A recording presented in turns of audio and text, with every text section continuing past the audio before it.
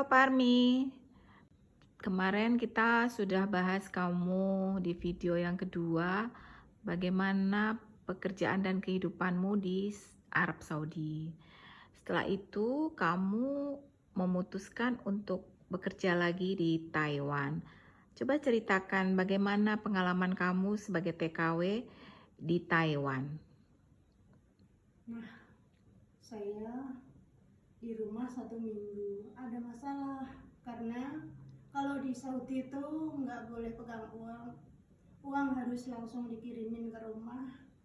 Nyampe rumah uangku habis, saya nggak punya uang. Ternyata saya nggak betah. Saya diajak adik saya proses ke Taiwan. Nah, saya langsung pergi ke Taiwan. Akhirnya saya sekolah lagi. Sekolahnya melebihi pahit lagi karena saya udah di Saudi 6 tahun itu bahasanya Saudi, terus pindah bahasa Taiwan, bahasa Mandarin, sampai saya sekolah aja 6 bulan saya di PT. Nah, itulah, terus saya sekolah bahasa, pokoknya pahit lah. Setelah 6 bulan saya dapat majikan, saya pergi, saya dapat job merawat orang jompo. Nah, ternyata saya sampai Taiwan, saya dibohongin sama PT. Saya malah dikerjakan sebagai petani. Saya nanam itu sayur-sayuran lah. Nah, saya nggak apa-apa nanam sayuran, saya takut dimakan pacet, saya nggak pernah dimakan pacet. Saya nangis, terus saya telepon sama budek saya. Ternyata saya dibohongin sama PT, katanya merawat jompo kok saya dipekerjakan sebagai begini. Terus budek saya telepon sama KJRI. Wah, terus saya diambil sama pegawainya, disuruh bawa tas saya semua. Pagi-pagi jam 7 diambil, saya dibawa ke kantor.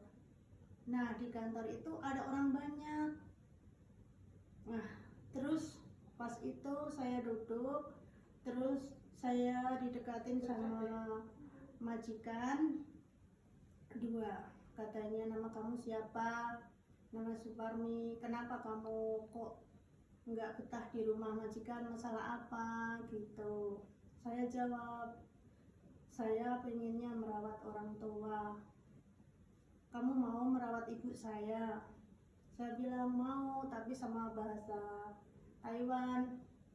Saya mau, ya saya suruh merawat ibu saya, nggak boleh libur, nggak boleh keluar, main HP boleh sepuas kamu. Saya terima, saya mau. Akhirnya saya diambil, saya merawat nenek.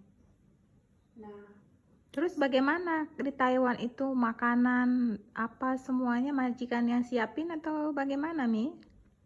kalau masalah makanan, majikan saya itu orangnya karena orang Amerika, dia di Amerika pulangnya 3 bulan 1 kali, kadang 5 bulan 1 kali, kadang kalau ada itulah namanya sembayangan itu dia makan bersama. Kalau tiap hari saya dibelanjain sama Ai, yang namanya Ai itu saudaranya majikanku. 1 minggu dikasih belanja.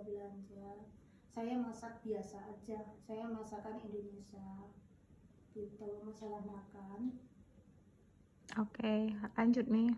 ya. Terus saya kontrak 3 tahun habis. 3 tahun habis saya nyambung lagi, tapi kan kalau di sana 3 tahun harus pulang nyambung, bisa di Jakarta. Saya pulang sama teman saya nggak pulang di rumah ibu saya karena saya banyak masalah di rumah, masalah keluarga, tapi nggak mau menceritakan masalah itu. Saya pulang di rumah teman saya nyambung paspor, langsung balik ke Taiwan lagi, sampai kerja 3 tahun lagi saya pulang, tapi saya nggak pulang di rumah sampai sekarang ini gitu. Berarti udah berapa tahun kamu nggak pulang ke kampung tempat ibumu, Mi? Kurang lebih 11 tahun. Oke, lanjut nih. Iya, ya itulah perjalanan hidup saya. Kalau ada kesalahan saya, mungkin itu dari saya sendiri.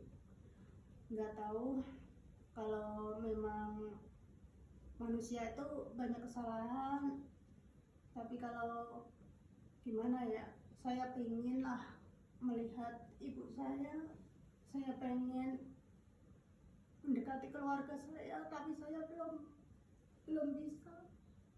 Allah belum ngasih saya bertemu dengan keluarga saya. Doain aja, mudah-mudahan saya bisa bertemu sama anak dan keluarga. Sampai sekarang ini saya belum bisa bertemu dengan ibu saya. Tapi sering masih berkomunikasi lewat telepon, Mi? Kalau ibu nggak pernah, tapi kalau anak saya kadang-kadang memang. Berarti kamu berapa lama di Taiwan, Mi? Saya di Taiwan 6 tahun, saya pulang karena nggak bisa lah, saya nggak bisa ngomong. Jadi semacam aib keluarga lah ya, Mi ya? Iya, jadi saya nikah lagi. Berarti ini suami yang ketiga, Mi? Iya, saya nikah lagi karena saya bercerai di Taiwan. Saya ngurus dari Taiwan sama pengacara, saya bayar pengacara. Akhirnya saya dapat surat cerai, saya pulang karena saya nggak mau pulang. Karena apa? Karena saya diancam sama suami saya yang kedua, kalau pulang mau, katanya hidup apa mati tuh tunggu pilihan kamu. Itulah hidup saya. Dan sekarang suami saya yang kedua udah meninggal, semoga aja ditempatkan di tempat yang baik. Dan anak saya kemarin telepon, katanya masa lalu biarlah berlalu, sekarang ibu harus kembali menemui keluarga lagi, biar enggak gimana gitu. Menjalin silaturahmi dari awal lah gitu ya, Mi? Saya bilang mudah-mudahan nak, kalau Allah udah mengizinkan aku bisa bertemu dengan keluargaku lagi gitu. Ya itulah hidup saya.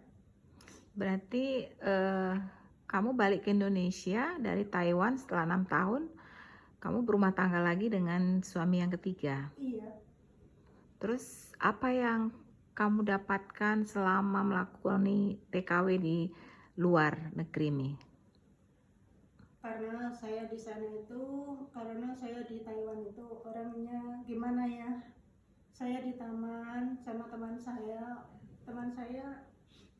minta pinjam KTP, pinjam paspor, saya kasih, ternyata aku dibohongin sama teman saya sampai dipanggil sama polisi, saya dibohongin. Jadi saya udahlah, nggak mau ngomong yang ribet-ribet gitu.